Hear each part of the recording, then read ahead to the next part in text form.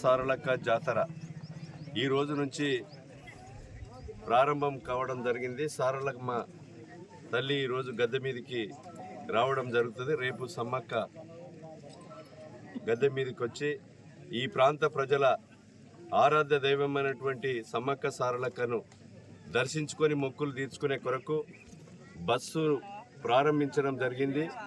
ఈ బస్సు జాతర కొరకే కాకుండా శాశ్వతంగా వెంచరామి గ్రామానికి వచ్చే విధంగా ప్రభుత్వంతో మాట్లాడి డిఎంతో మాట్లాడి చెప్పడం జరిగింది.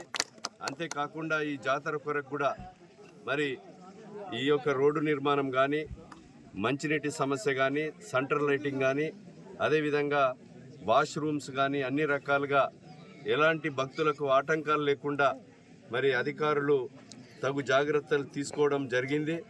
అదేవిధంగా కాంగ్రెస్ ప్రభుత్వం వచ్చిన వెంటనే మా ఆడబిడ్డలందరికీ ఈ యొక్క సమ్మక్క సారలక్క జాతర కొరకు బస్సులో వచ్చి ఉచితంగా ప్రయాణం చేసి మీ మొక్కులు చెల్లించుకొని అధిక సంఖ్యలో పాల్గొని మరి జాతరను మరి ఎలాంటి లోపాలు లేకుండా, ఎలాంటి అవాంతరాలు లేకుండా ఆ తల్లి ఆశీస్సులు పొంది మీ చేసేటువంటి వ్యాపారాలు కానీ, మరి వ్యవసాయం కానీ, అదేవిధంగా అన్ని వర్గాల ప్రజలు కూడా సుఖ సంతోషాలతో ఉండాలని ఆ తల్లిని వేడుకుంటూ ఈరోజు మరి పూరేడు గుట్టలో సారలమ్మ సమ్మక్క సారలక్క జాతర ప్రారంభించడం జరిగింది.